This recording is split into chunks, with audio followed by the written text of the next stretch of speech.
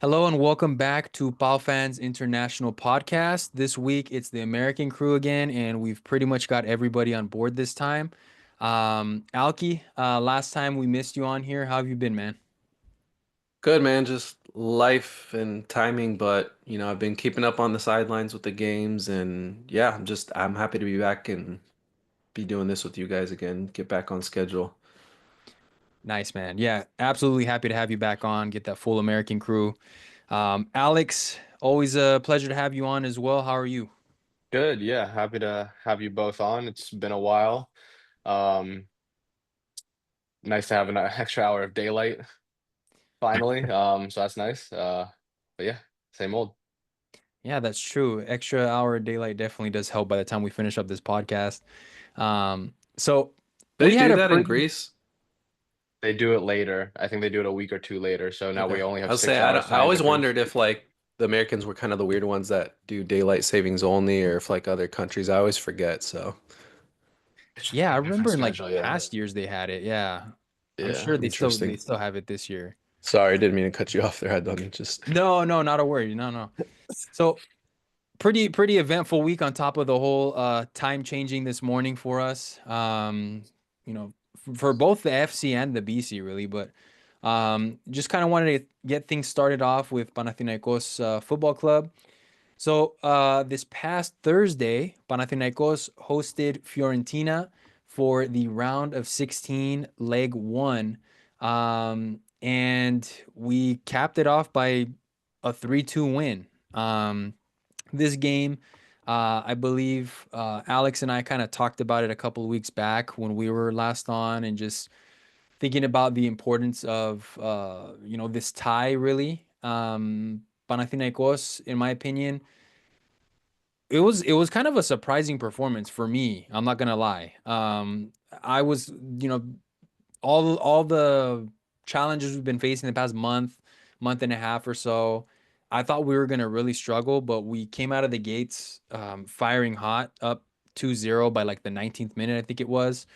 Um, and it was like you could just see Fiorentina for those first 20 minutes were like struggling and playing a little bit on the back foot and really worried. And then in like a matter of like seconds, they just tied it 2-2. And like all my euphoria and like my excitement just like got killed in like literally 2 minutes real time. Um, we managed to pull off the win in the end. And I mean, just overall, it just makes me laugh because it's like this Panathinaikos team just plays to the level of their opponents as we've seen in the summertime. Um, yeah, we just got that win. Alki, like heading into this game, what were you like realistically expecting? Like were you thinking that we're gonna be able to steal a win, or were you kind of just aiming for a draw? A little bit of both. I mean, I knew coming into it.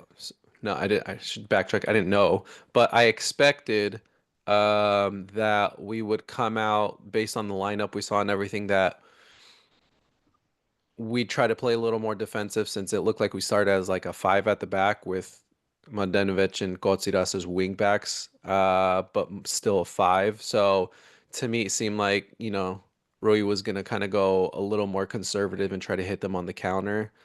Obviously, we got two random, ridiculous, well, I don't want to say ridiculous, but kind of lucky, kind of attack minded goals, which was surprising to me just to start off the game. And then, like you said, Fiorentina just came back and completely decimated the lead. And then at that point, I'd assume or imagine a lot of fans were kind of worried at that point because, like, they were able to boom, boom, you know, get back into it. And then you worry, hey, they're on the attack and proud, like they're gonna go for more. They're gonna go for more. This could be 4 or 5-2 before you know it.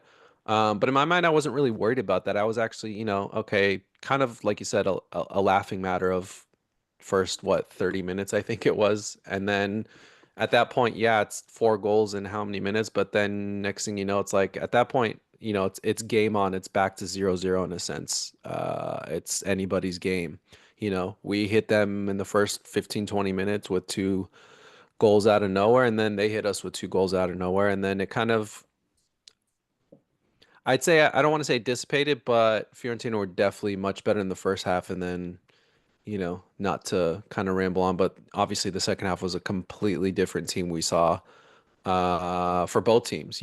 We caught them on their back foot and we were on their necks, and they kind of just sat back or couldn't really handle us moving forward. Just in the same token as we couldn't really handle them after the first 20 minutes until halftime. So, um, game of two halves as always, and yeah, that's kind of my take on it. Yeah, I think, that second half kind of was a relief for me because if you guys remember, Fiorentina had scored a third goal, but it was counted offside. And that was like right before halftime. So, I'm thinking, man, Fiorentina's going into this halftime with all the momentum. They're going to come out, hit us hard. And it was the opposite. We came out and we dominated that second half from start to finish, basically. And that's when of course, we scored that winning third goal with Tete. Um, Alex, when we kind of went into this game, what were like your realistic expectations? Did you think like we were gonna be able to nick this win or get that draw, or what was kind of your thought process going into it?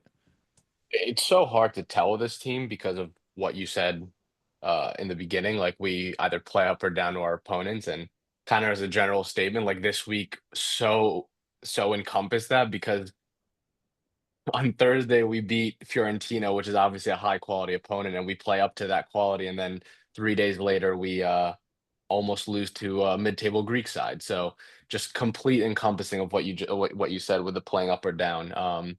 But in terms of expectations, like, yeah, I because of that, I don't know what to expect with this team. Like when we get to, previewing the reverse leg, like I don't know what to say. Like, because you don't know what Panathinaikos is gonna show up. Like, yeah, we could hypothesize that, yeah, there's a trend with it playing up and down. So we could say maybe we'll play up to our opponent again Thursday and we'll, have a good showing. But it's so hard to tell with this team because there's just lack of consistency both in a general aspect, like a team aspect, and on an individual level also, which is something that I think we've been talking about for a couple years now, probably back to the Jova days, really.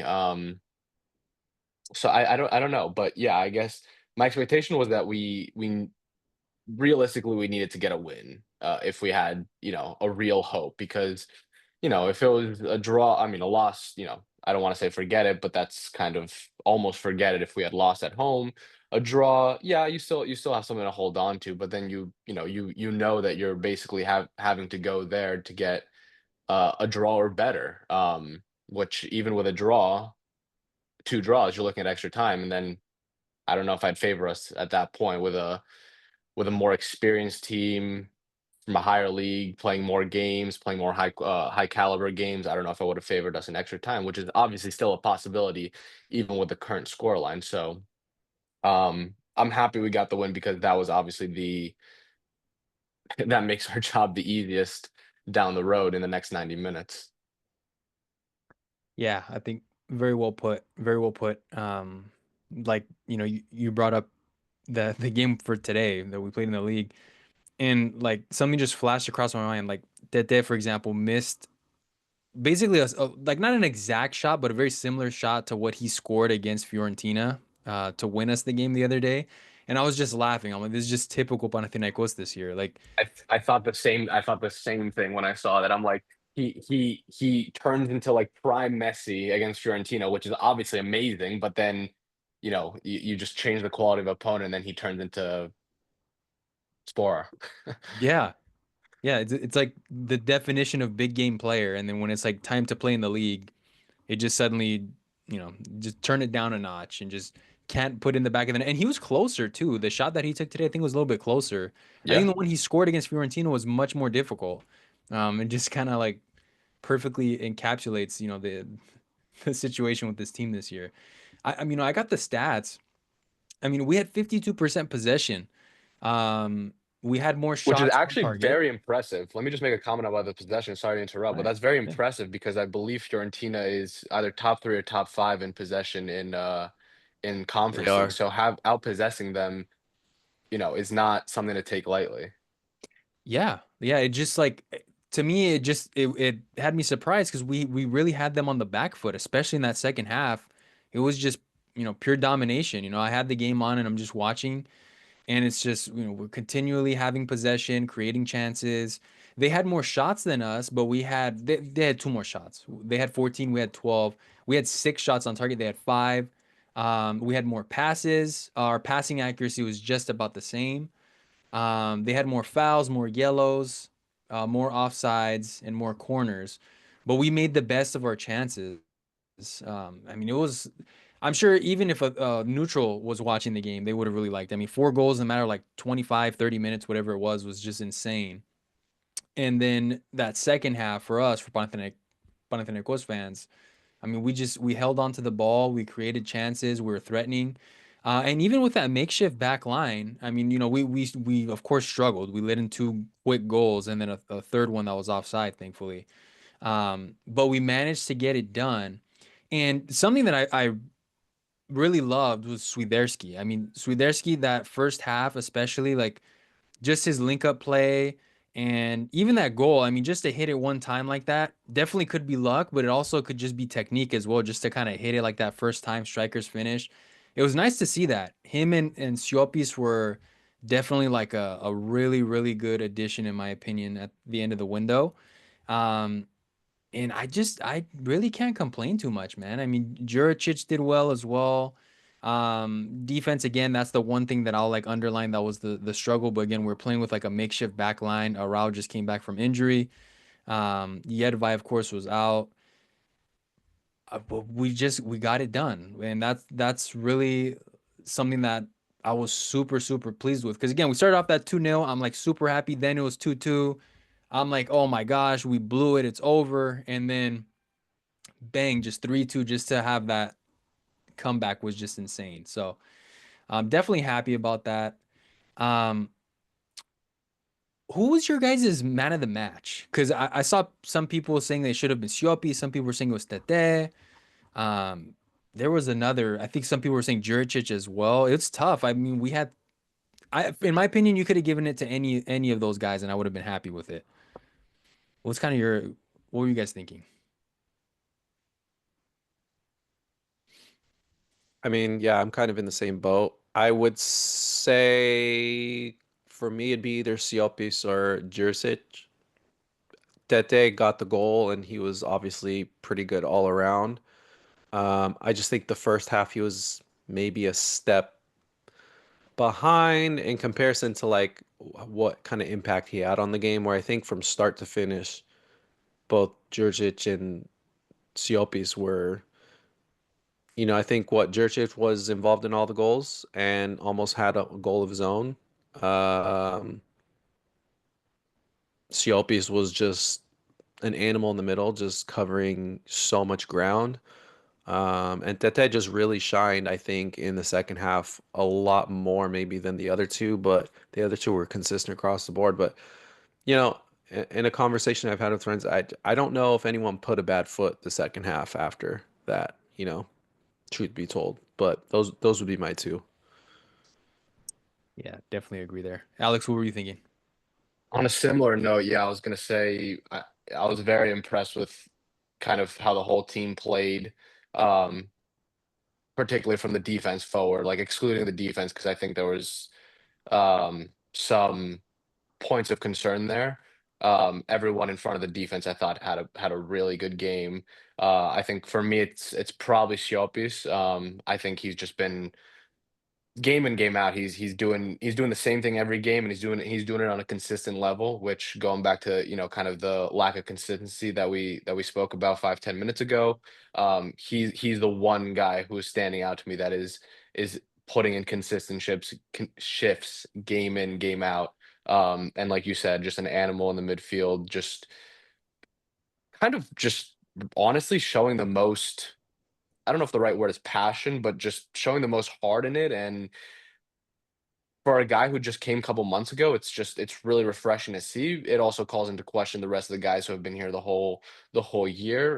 Me and Adoni talked about that a little bit on the last pod, so we don't have to go into it again. But yeah, just Siopis has been so impressive on all fronts, and again in this game, he was so impressive and so vital to controlling the game in that sixth spot. Other than Siopis, I agree Juricic was quite good, and I think Maksimovic has to get a shout too because he left with 2 goal contributions out of 3. He had the assist on Swiderski, and he had the goal himself for the second goal, which was nothing special in terms of quality of goal, but you can't overlook the fact that he was in the right spot at the right time. You know, he was the only one who followed that shot. I don't remember who took the shot that It was was Juricic with his left Juricic. foot. Okay, yeah. Okay, so he followed that Juricic shot, which was nothing special, but you know, you got to be right place, right time, kind of like how we talk about strikers. Like a lot of them are just right place, right time kind of guys. And in this case, it was Maksimovic from the midfield who was chasing the shot and had the wherewithal to, you know, hope that something would rebound, and it did. And also credit to him for staying on side because we see a lot of those, you know, chase the ball after a shot, and the guy strays offside because it's, you know, whatever. So credit to do it chasing and staying offside, and then obviously dinking it in. So yeah, those three, Siopis, Jurčić, and Maximovic for me, I think would get the shout. Yeah. Maxi's a great shout. I actually forgot about that. And he's a player to keep an eye on because he had a goal in today's game as well. So I think he's starting to catch some form, I think at the perfect time for us. Yeah, Um, I want to go back a little bit too to what Alki was talking about with Tete and just like you saw like the first I believe it was like the first half hour when Kotsiras was out there, and we've talked about this before. Tete was kind of out of the game. And when Vayanidis came in, and you saw it mainly in the second half as well, it just completely freed up Tete. And I think that's what really made a big difference for him to make a more impactful second half because he was just all over the place. You know, Vayanidis is able to make those runs forward and attract that extra defender, and it just opens up Tete. So um, I get why Rui started Kotsiras, I guess in a way. Um, but I don't know. I just think that we play to the our maximum ability with Vayanidis. You know, he's not the best defender, but you know, I just love the attacking plus that you get from having him on the pitch. So that'll be a big plus. Maxi, of course, as well. You know, again, he had that goal today and the goal and the assist on Thursday last week. So heading into the Fiorentina game, that will be really, really big. But yeah, any of these guys, again, they didn't really misstep, like you guys said. Anybody could have gotten that man of the match. I think in the end, I saw some graphic, and that's what confused me a little bit. I saw Tete got it, and then I saw Stihima post that Siopis got it. So I got confused. Do you guys know who actually won the man of the match for us that game? Was I it thought the Tete? team had posted Siopis. Maybe Siopis? I don't know. Okay. That's just off of memory. I'm not 100% on that. I do want to say about Vayanidis though. You bring up a good point because this is something that we've seen. Um, you know, consider since Vayanidis has been out injured for the past few weeks, we've been seeing more Kochiras, and we've also been seeing both of them in the same game. In other words, like Vayanidis coming on for Kochiras because he's been easing back from injury, and it's night and day how Tete plays off of Vayanidis versus off of Kochiras. You're 100% right. It's kind of it's not just individually like Vianney, this is better than Cocheras. That's a no-brainer. We know that. That's a no shit statement. But it's just the chemistry that they bring. They play so much better off of each other. Like you mentioned, Vianney, this is obviously attacking minded, but the overlapping runs that he does allows Tete to get in different positions than he is with Cocheras being his, let's call it, partner on the right side. It kind of, for lack of a better word, releases him, gives him better, different looks, both at goal and kind of where he finds himself on the right side of the box, to put in crosses and stuff like that. So it's night and day. And um, yeah, I go to us. Unfortunately, these games are not for him. I don't know how else to put it. He's He, just he keeps he keeps the offense too stagnant, and I think we saw a lot of similar things with last year, like with Bernard, for example. Like he was able to drift into the middle, or he would overlap on the sides, even when we played Vagianides out of position on the left, or when we had Mladenovic, to no fault of his own, not as big of an impact, but it just with Vagianides being able to push forward, it opens up, like you guys said, Tete to just be a little more free. With Kotsiras, he's a little more Kotira's game is a little more direct and stagnant, which means Tete doesn't have as much free roam to go around and make things happen. And Kotziras kind of stays back to catch those overlapping runs because Tete is obviously not going to defend as hard. So they kind of trade off, and the synergy's been there since day one. And I Yeah. think that's just unfortunately that's what they have to stick with, going forward. I don't think there's really any excuse at this point other than rotation. It felt bad in the moment when Coates went down, and it was like what, the 34th minute. So it was pretty early, just over a third of the game gone.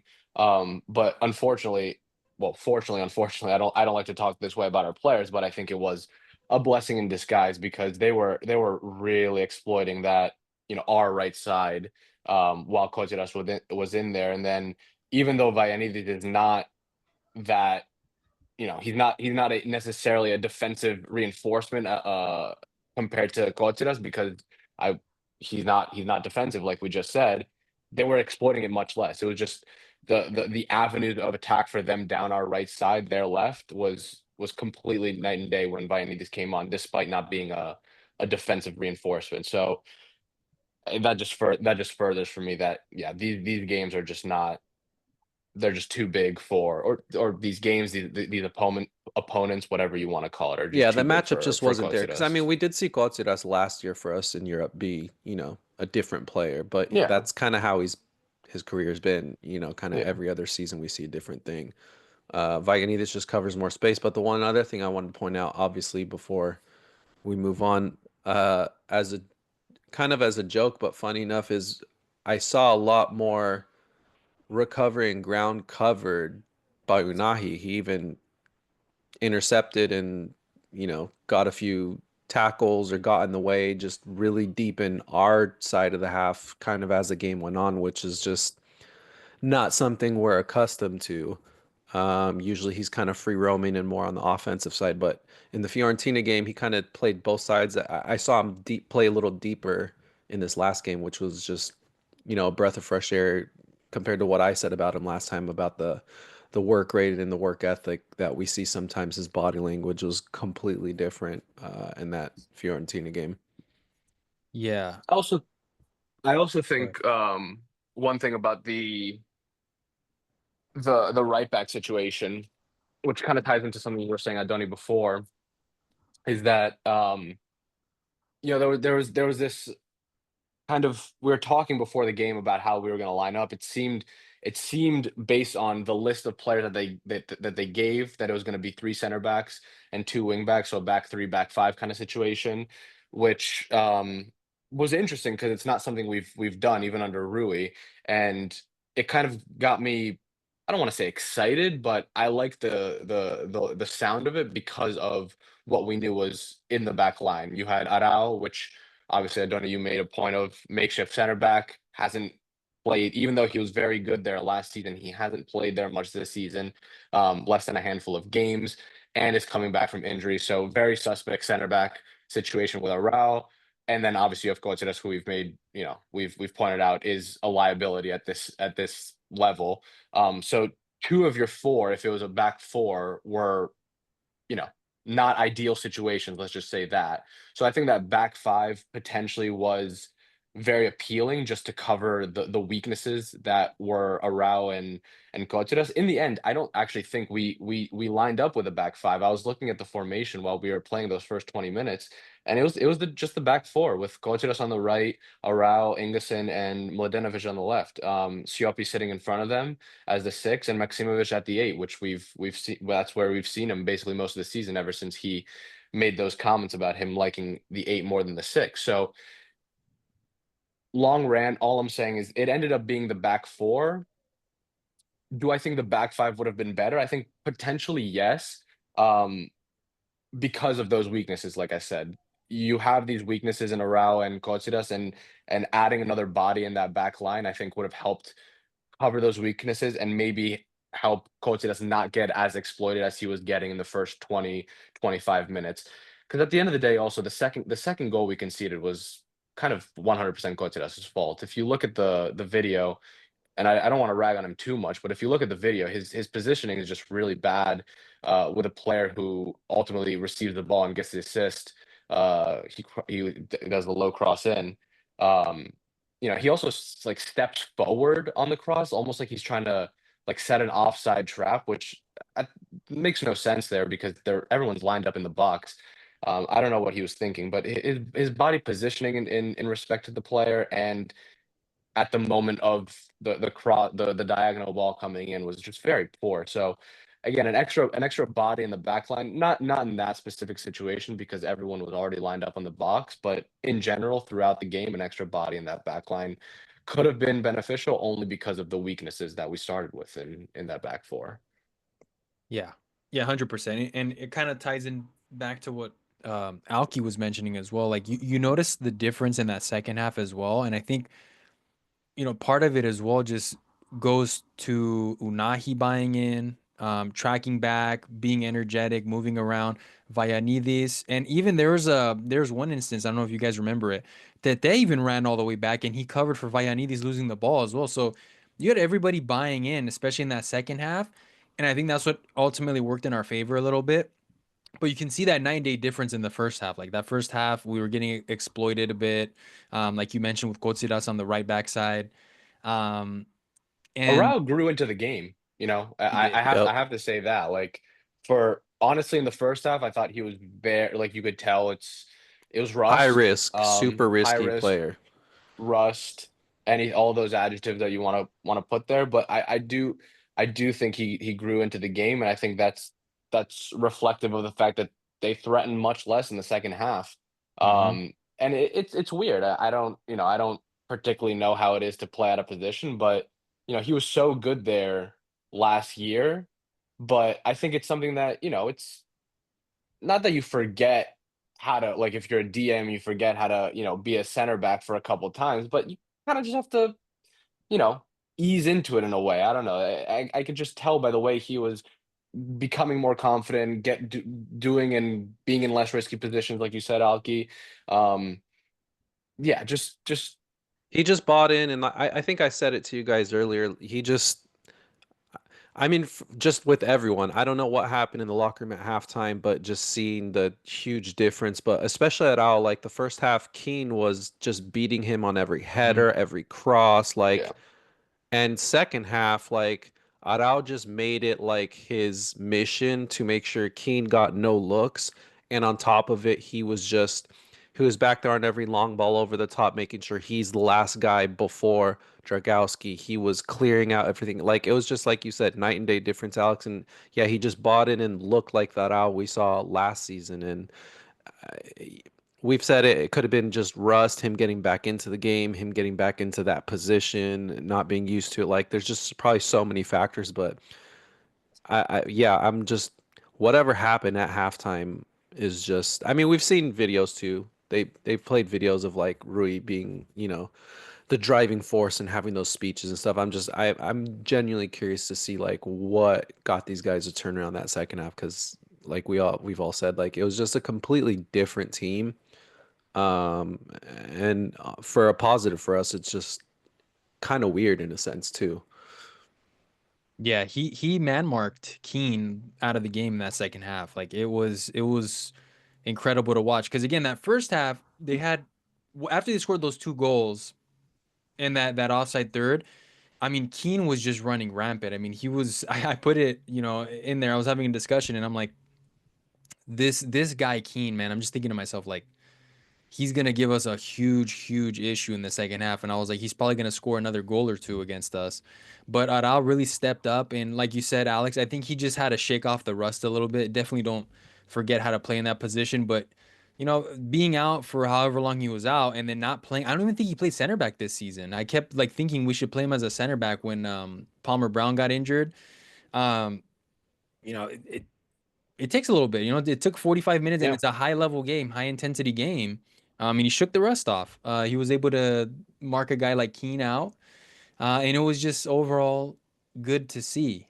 Um, I kind of wanted to like transition this over a little bit to the Atromitos game today. Um, so we went from that game. And kind of the theme of this podcast at the beginning, right, was mentioning the 9 day differences. We went from that Fiorentina game, seeing the adjustments, dominating possession, getting 3 goals against a quality opponent. And then we end up going down against Atromitos today, 1-0. Um, we're fighting for second place. We ended up, tying at like towards the, I think it was like the 89th minute, we scored the goal. Maximovic scored it to tie it.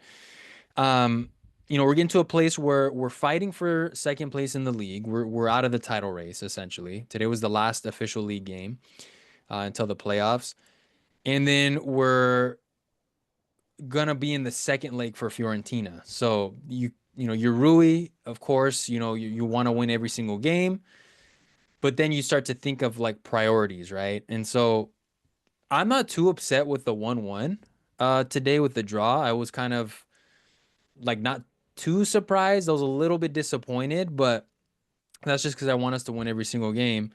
I watched the game and I just saw like lots of missed opportunities. We didn't create like a ton of opportunities, but we had chances to score. Their goalkeeper, I don't know, Kovalev or something. He's a Russian guy. Koselev, yeah. Koselev, there we go. Yeah, Koselev. He had a great save. I don't know if you guys saw it. On the line, Jury headed the ball and That just was right very off the impressive. line. World And then just class like save. a minute or two later on the Vianides long shot, also impressive save, but not as Yeah, impressive as the Juricic. That was a top save. that was beautiful saves, perfect save. So, we were coming up against that. That day again, I mentioned it earlier, had that one shot that he just absolutely whiffed. And then ultimately Maximovic came in clutch with that header to score it. But I'm not reading too much into it. Our opponents ended up dropping points today as well. I think Ike and Pauk dropped points. So we're 3 points behind Ike, so second place is still attainable. I just really think the priority right now is the Fiorentina second leg. I don't know, like, what are your guys' thoughts on that? I mean, it's definitely the priority. Like, you know, I well, obviously the league is pretty much done. Yes, we're 10 points off the top, but second place is still very important. So it's not like the league is not a priority itself. That's why I'm cautious to say this is a priority or this is a priority because like second place still brings huge benefits. That's UCL qualifying, that's Champions League qualifying. So even if it doesn't mean we get into Champions League stage proper, it's just higher European placement. It means that we're that much more likely to make Europa League, even if we drop down in the qualifying rounds, rather than being in Conference League potentially again. Which again, there's nothing wrong with Conference League, but everything brings its pros, everything brings its cons. Like we've talked about it, in the preseason, in the summer leading up to it, or at the end of last season. Like the money's in the higher rounds.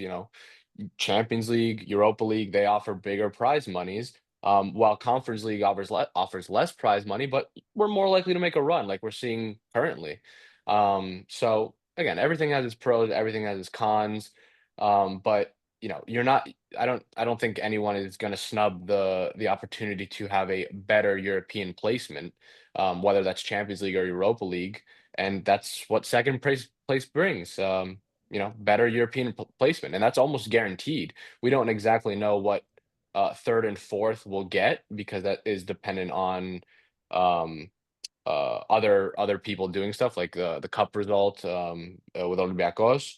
So we don't quite know, but we do know that second place is the only one that is going to give us UCL qualifying. Of course, other than first place, but we're assuming that's gone. Yeah, and I'm kind of in the same boat, and there's two reasons why I'm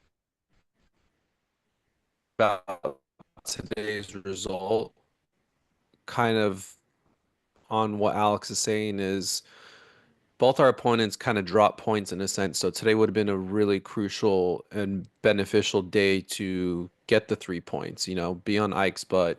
And, even though league is technically gone in the sense of first place, 7 points is much better than 10 points. That's a way better position put some pressure on Oli, even if we end up still finishing second after a win today. Like, if we can get it close, like we've said, playoffs, lots of things can happen. So disappointing in that sense, but just like Alex said, like the league where we finish in second is still very, very crucial and important because at the end of the day, we're all fans of our club and we're always going to want to shoot for Europe, whatever competition that is.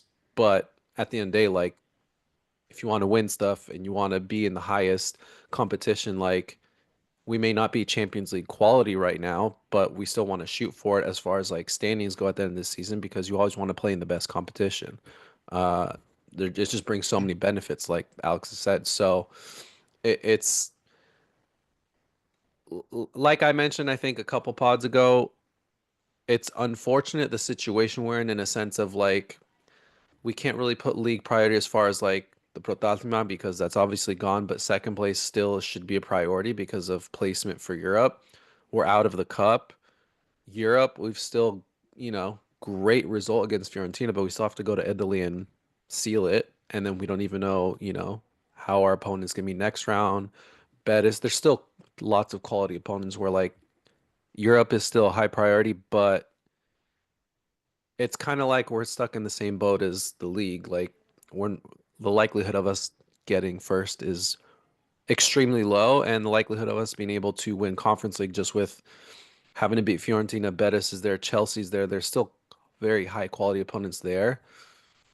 We're kind of stuck in a sense of where do you put the priority, and just I think just every game should be a look at must win. Unfortunately, I don't expect us to win every game, but I do expect a little bit better showing than what we saw today. Just like you said, Tete, I've said it many times, he's a god in Europe, and then he shows up as a Sunday league player when it comes domestically, and it's just things like that happen. It is what it is. Yeah. Yeah, I agree. You guys bring up some really good points. The main one for me really is the fact that, if we get Champions League, it likely means that we're going to be spending a little bit more in the summer again, maybe bringing even better quality players, maybe a quality center back, quality left back for sure, I think is needed. Um, and then, in terms of us today dropping the ball, I'm glad that we at least drew. Because now Ike's at 3 points and they're starting to kind of wither a little bit too. So all's not lost. You know, Rui rotated some of the positions today. We saw Max play, and he was, in my opinion, at fault for the goal, but that's another story. Um, you know, Maxi was a starter against Fiorentina. He was a starter again today. We saw him score, continue that good form. But heading into the playoffs, I think we're still in a good position. I think Ike's gonna continue to kind of wither away. They've had a weird season. Like 1 minute Almeida's on the way out, supposedly, then another minute he's had a meeting and he's staying.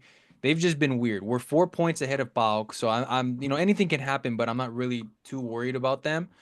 I think we've positioned ourselves and where we're at now to really hone in on this Fiorentina game, and then we have those 2 weeks off from the league. So really, for me, put your eggs in the basket for this Fiorentina game. Get ahead.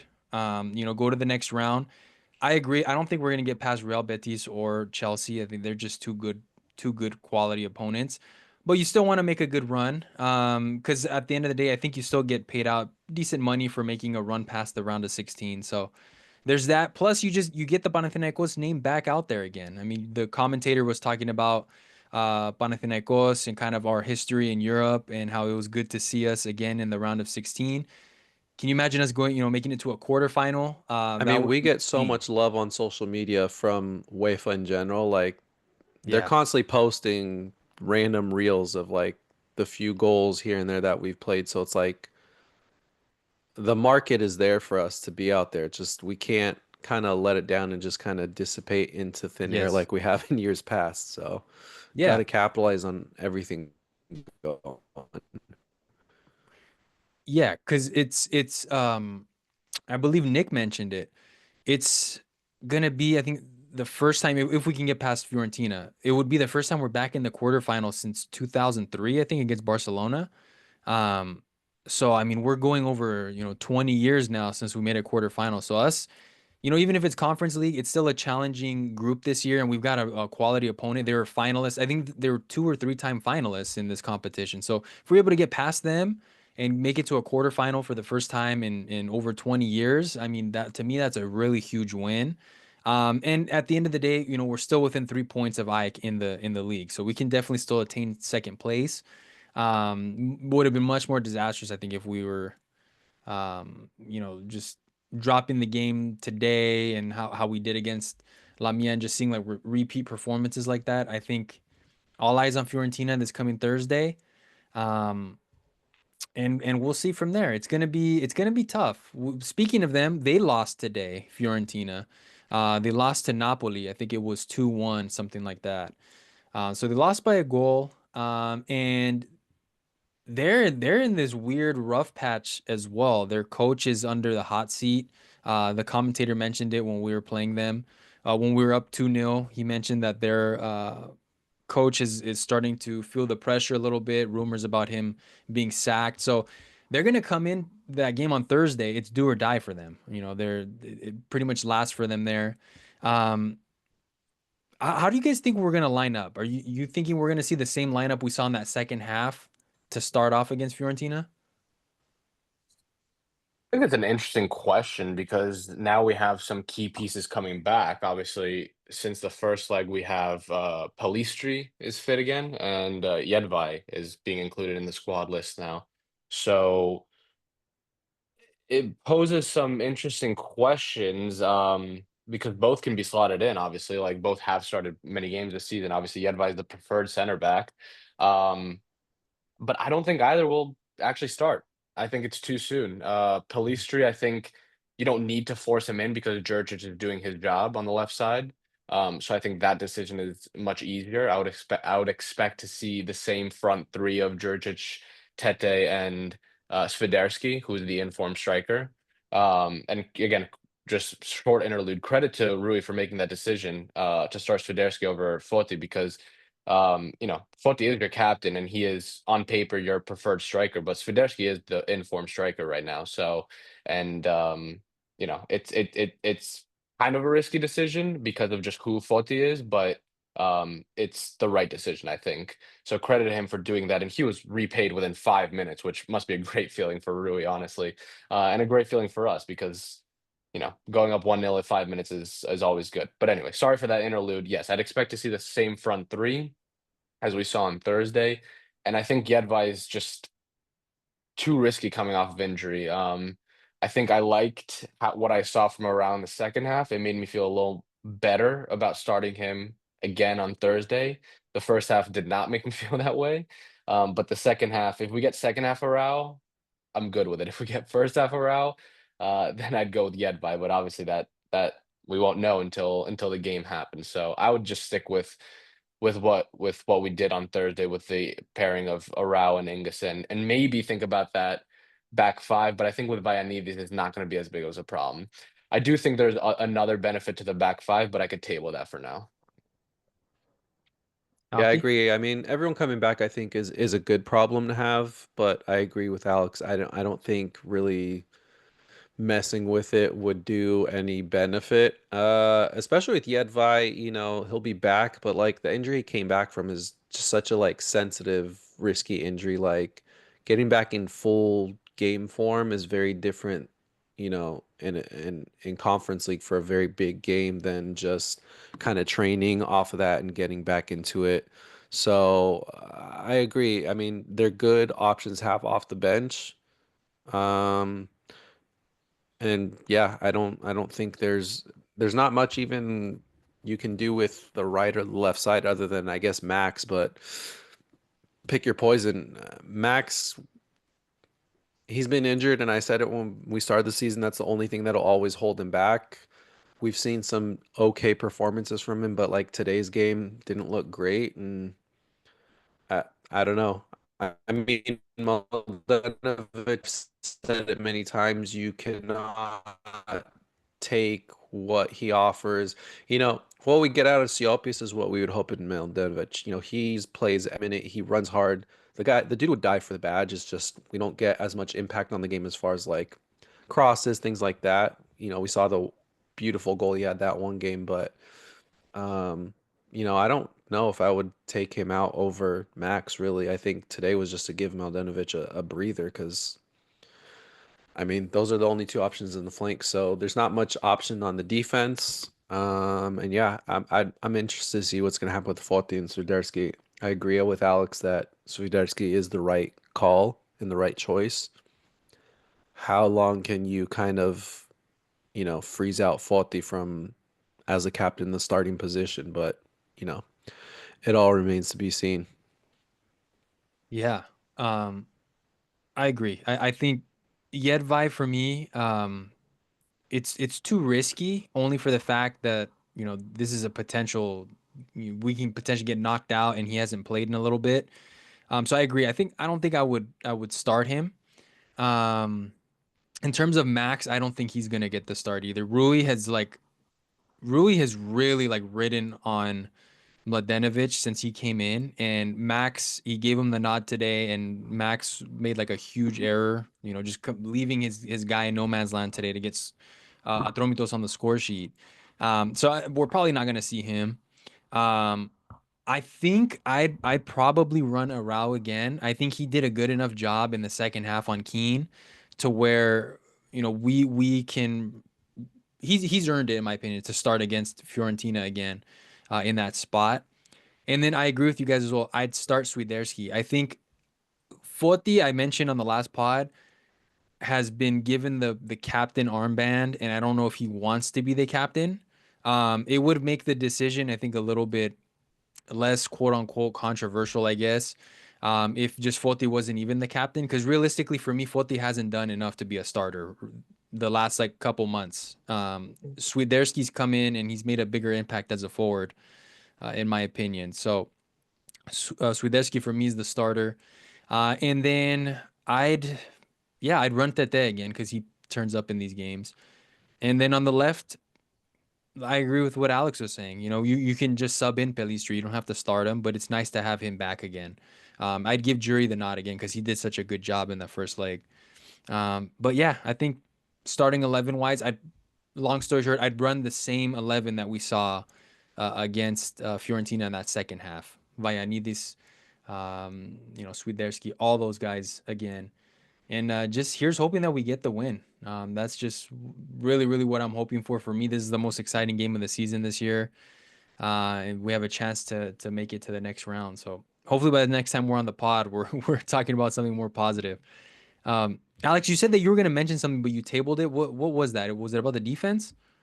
I think, yeah, it's about the defense. I think Fiorentina threatens, it seems like uh, they don't have a lot of avenues of attacking. They're dangerous off set pieces, and they are a heavy crossing team. Obviously, the first goal was from a cross from the left side, and the second one is from a not necessarily a cross, but a diagonal ball, kind of from the middle-ish of the pitch to the left side, and then a low cross from the left side. So the reason I'm bringing that up is because, well, first of all, we just have to have to be much better in the air. Specifically, the first goal was in the air, and it was Ingerson and it was Maximovic, I think, who were the guys in question where the cross came in, and they just both got beat. Basically, it was really kind of bad communication between them. They were kind of both on top of each other, and neither was super committed to attacking the ball.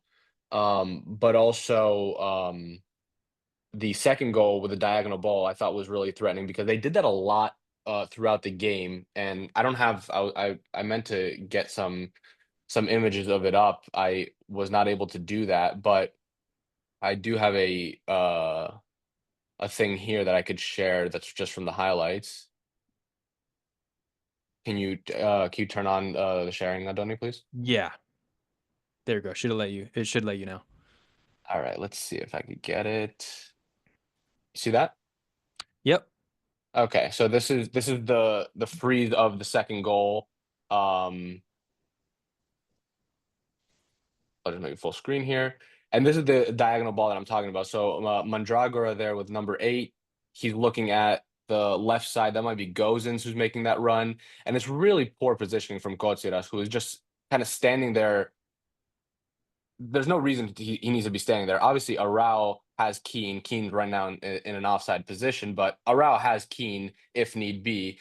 Kotsiras is absolutely at fault here because he's nowhere. If you played in real time, he actually, like I said earlier, makes a step forward, which makes the whole thing even worse because he's already at a disadvantage considering Gozens is making the opposite movement.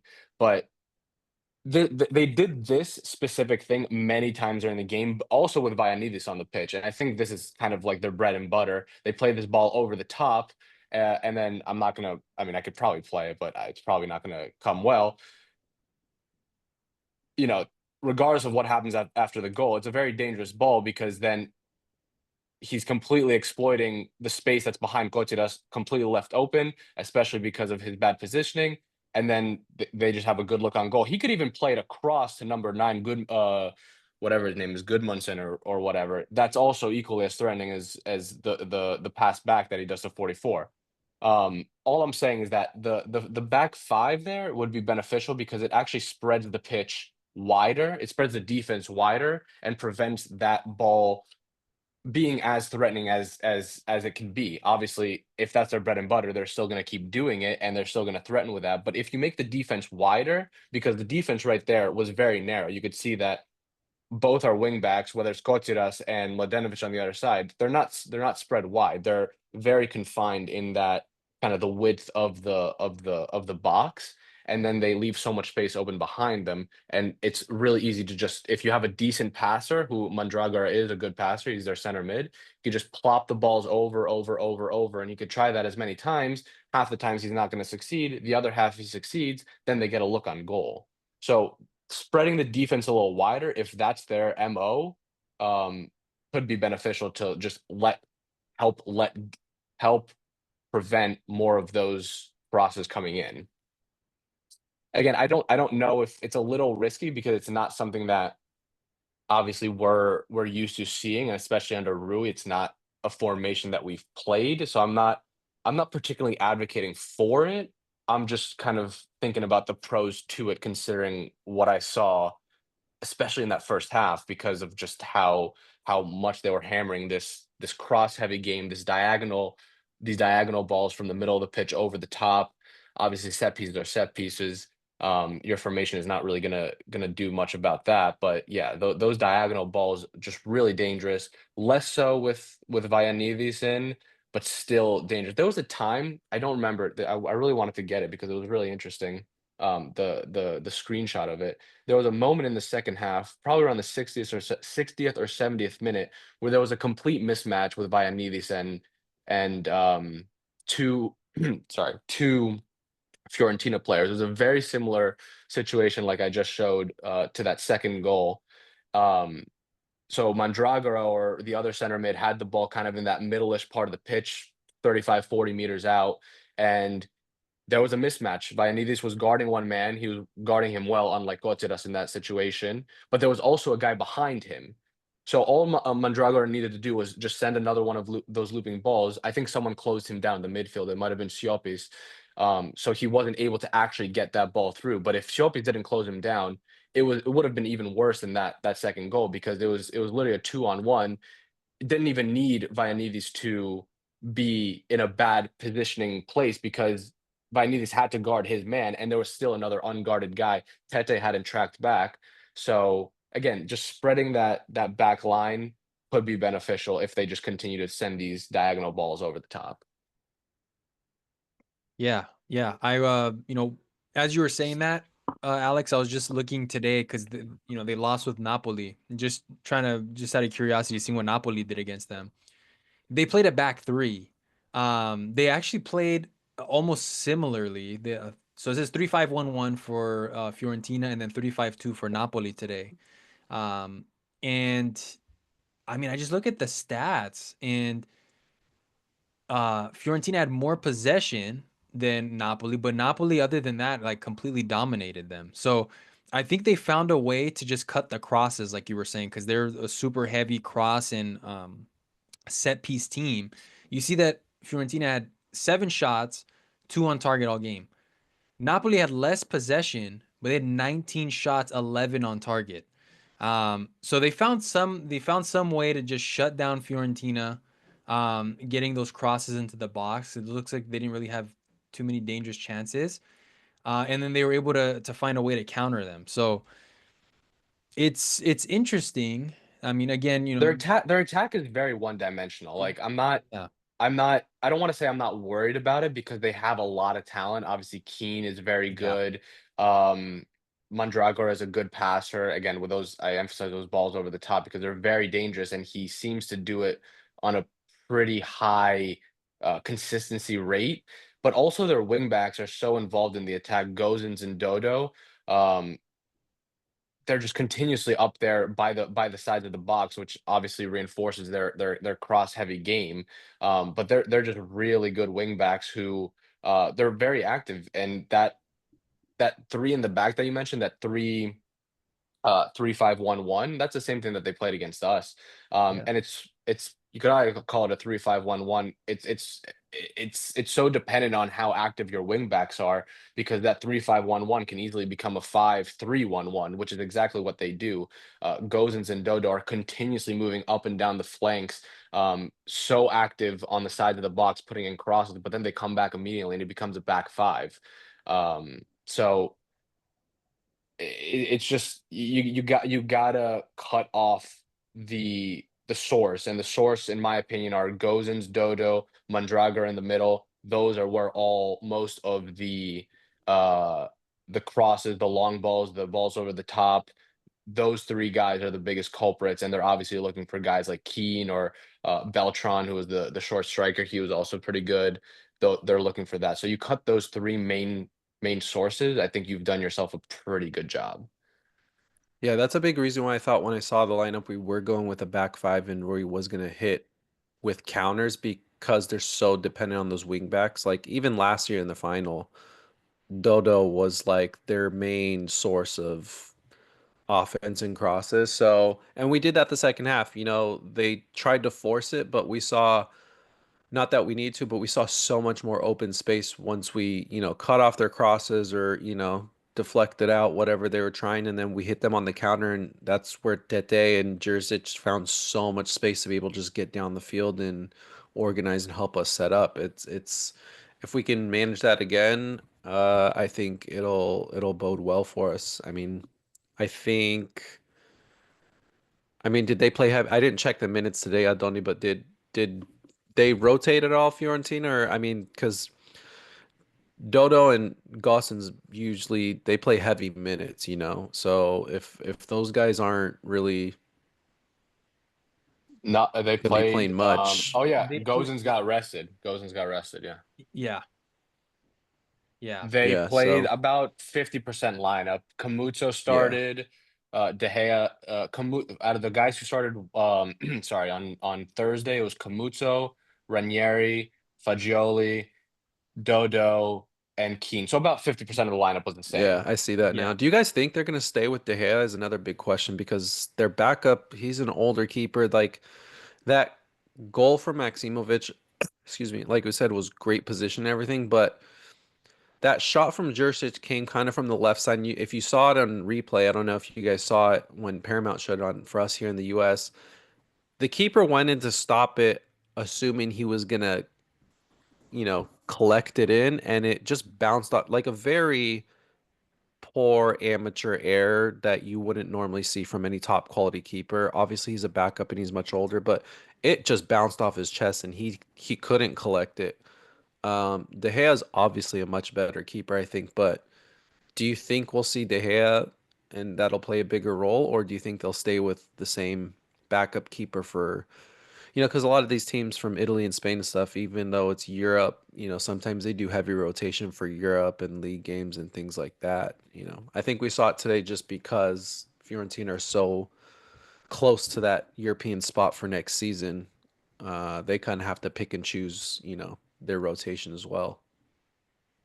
Yeah, I think the logical thing for them would probably be to start De Gea in the second leg. My one of my complaints that I kept saying during the game is we should have kept testing their keeper. I bet you, I don't know, I had a good feeling if we took a couple more long shots or a couple more shots instead of hesitating in the box and dribbling, I think we could have stolen another goal. Their keeper was, like you said, Algi, amateur mistakes, bobbling the ball. Didn't seem too confident, especially that first half hour. But yeah, I would for sure. I mean, I'm hoping they don't, but if I was in their position, I'd probably start De Gea against us for the second leg. I agree. I mean, I think it's a no-brainer. To be fair, I think that that situation that he was in the Maximovic goal is quite hard when the ball bounces right in front of you. It makes it really awkward. I've been a keeper in my days. I've been a keeper, so I know a little bit, and those situations are, they kind of tell you, even, I mean, when it's wet, they tell you like let the ball bounce. It makes it so hard for the keeper, but even when it's not, that bounce right before it gets to you makes it so awkward because you're kind of in no man's land. You're like, do I go down? Where do I receive it? Either in my chest or elsewhere. Like it's a Oh, really absolutely. tough I situation. just think in that situation, just seeing it though, at the level they're playing, it looked like you would assume it would have been a catch. Yeah, It's to no fault of his own. I just think, most people that would be watching would think that was kind of the goalkeeper's fault in a yeah. sense. Oh, it's definitely his Um, fault. I'm not 100% his fault. and that's why I asked, just because even leading up to the game, I never would have imagined they wouldn't have started De Gea in that game. And so I was actually shocked that he didn't start that game against us. But I mean, it must be a little bit of underestimating us, honestly. I know that there's rotation between league and Europe and cup, like that is just kind of common practice, giving the backup keeper minutes. But you know, look at when we rotate the backup keeper or not. Like our backup keeper is not getting minutes against certain opposition, and there's a reason for that. And it's kind of the same situation here. Like I think it must be a little bit of underestimating us and being like, yeah, we could get by with our backup keeper. How bad can it be? yeah, yeah. Yeah. It's funny that their coach is probably, I mean, like you said, right? Let's say they're underestimating us. It's funny that he does that because, like, if you look at Rui's record in Europe, like he's had like these upset wins before. Like when he was coach of Spartak Moscow, he went and beat Napoli. It was like a huge upset, and I'm forgetting who the coach was for Napoli at the time, but he didn't even shake Rui's hand after. Like he was upset. And then with when he was the coach of Benfica, Pep was like, man, he's got this team playing the best bala in Europe. He was like a big fan. And so I was just looking back when we hired Rui, and like that's kind of what he does. Like in these games, underdog games, he really finds ways to like make you pay. So I'm hoping that they continue to like underestimate us, and hopefully they get a little cocky being in Italy and we're able to snatch the win there. Um, but yeah, it was funny because I forgot that De Gea was even on Fiorentina, and I saw the picture of him and Pelistri after the game, and I'm like, dude, they had De Gea and they started the older keeper against us in Europe. I'm like, I mean, I don't know. At the same, these guys have been in the finals twice, I think, right? Two or three times this Fiorentina side. Maybe they're just over it. I mean, I would have thought that they'd have like a lot more urgency to try to get back there again after those disappointments, but um, I don't know. We'll see what they go with. We'll see what their headspace is like on Thursday when we actually play them. Um, I don't want to make any predictions because last time I did that, it was not a. I learned I promised Alex I wouldn't make predictions again. So on the podcast, so I'm not gonna make a We'll just prediction. keep that out of we'll keep that out of our wheelhouse for now until, Yeah, better things come. Let's avoid yeah, predictions. yeah. Exactly. Yeah, I'm not gonna be making predictions. I'm not gonna put that on you guys either. I'm not gonna ask you guys for predictions or anything. It's just, heading into Thursday, Mediniki. Let's just hope the next time we have the podcast, the Aussies will be sharing some good news for us in the FC. After that, after this Fiorentina game on Thursday, we don't have any league games, any playoffs for a couple weeks because of the international break. So we'll just be having the Greek national team playing, which will be good. Um, just to kind of move things along a little bit, you guys, into the basketball. Before we do that, we just wanted to, share. It's George Baldock's birthday today. Believe the PAE put something on their story. Not sure if they put anything on their Instagram or anything by now, but Just wanted to send well wishes to George's family as well. We definitely haven't forgotten George. I haven't forgotten George. Always with us. Just wanted to have that shared out. Hopefully the PAE put something there. That was a little bit disappointing when I saw that, the Ethniki and then the league put something out, but Panathinaikos FC, I think, just put something on their story, I think it was. So hopefully by this time they'll have something in. Um, I just wanted to kind of transition us now over to the basketball side. Um, Panathinaikos basketball, same day as the Fiorentina game. We had a huge win over Real Madrid. There's a lot of discussions before the Fiorentina game. Everybody was like, are the Panathinaikos fans going to go to the conference game or are they going to go to the EuroLeague game? It ended up working out. We got that big win against the Italians, and then we ended up getting a really big win over Madrid. We pretty much we pretty much dominated the whole game against Real Madrid. They're not they're just not as good as they were last year. And I'm just so glad that we won today, or today when we won last week, just because Real Madrid, I was watching the game again today, looking at highlights again.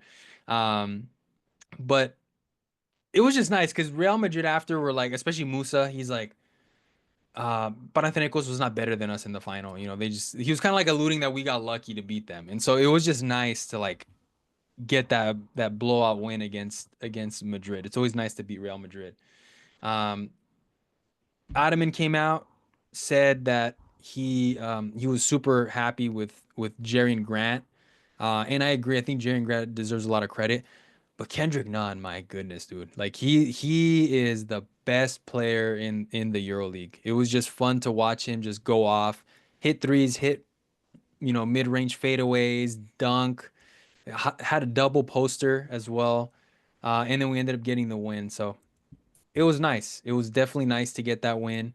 Um, Alex, were you able to catch that game at all? That Madrid Yeah, game?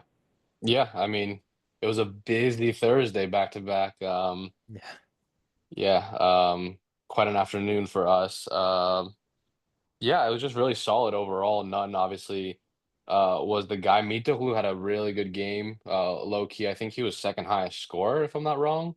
Um, so that was encouraging to see. If he could, kind of elevate himself kind of to where he was last season, that would be a huge help going into the playoffs because he's been pretty lackluster so far. Other than that, I mean, yeah, none. Uh, who else? I think Juancho had a decent game, maybe. Hmm. There wasn't like I mean, none was the standout. Mitoglu was pretty good, but there wasn't really like a standout performance. It was a really good team game. I feel like we did we kind of did the basics really well, which I think is indicative by the fact that we won by a double-digit margin. Okay, Real Madrid is not the Real Madrid of last year, but they're still a tricky team, and the name the name carries some weight, so you got to always be cautious with them, and we don't particularly have a good record with them either in the past years, despite the final win. So it was just really encouraging to see, and kind of just did our job, which was all you could ask for. Yeah, it's nice because it's like I think EuroLeague posted something. It's like we're creating like a new rivalry, quote unquote, with Real Madrid. So I just love to be in that conversation with them because, like you said, the name carries weight. Like anywhere you go, Real Madrid's like the most popular team in the whole world. So it's like to be able to go and beat them in the final last year, to knock the doors off them again last week, to just kind of like create this like rivalry. Because we have we've got the credits, we've got 7 EuroLeague titles. So it's just nice. It's good for the Panathinaikos brand, and it's just cool as a fan to be like, yeah, you know what, we beat Real Madrid. And to your point, yeah, Mitoglu was the second highest scorer on the team, 15 and 9, so he almost had a double double. And Jarian almost had a double double too. He had 11 and 9. So, um, overall, just solid performance. I'm looking at the stats from all the players, and basically everybody scored double digits except Osman. Osman had 9. Everybody else had 10 points or more. So really good. Solid minutes from Wenyan Gabriel as well. 5 rebounds, 7 points. And then let's see. Yeah, those are really, and then Juancho did have a good game too, 12 and 6. So I mean, overall, it's been nice because we were going through this like weird patch at the first half of the season, but you're starting to see the wheels start to turn a little bit. We ended up beating, we ended up playing in the Greek league today. Onionios. Yeah, we ended up beating Panionios 97-66. So that was just a, you know, a routine win, but still a good win to have. Uh, and it's a good way to prep for we have a big game against Olympiacos coming up. So in EuroLeague. So that's going to be good. That's going to be Friday. And we're going to see Adaman, you know, I think playing mind games, saying Olympiacos is the best team in EuroLeague. After like a couple weeks ago, he was saying like we're the best team in Greece.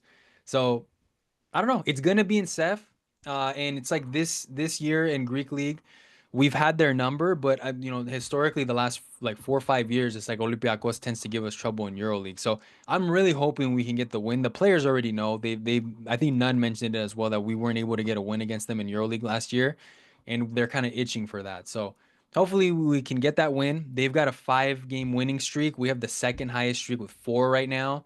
So it'd be good to knock them off their high horse and kind of take the take the winning streak there. So It was curious nice to about see it. Lesor back in Oaxaca. It He was. got a really nice ovation on Thursday, and he was back there today. And again, got a nice ovation today, but obviously Thursday was the big one. Yeah. So it was really nice to see him just soaking it in. Obviously the fans love him, and he obviously loves being here. Yeah.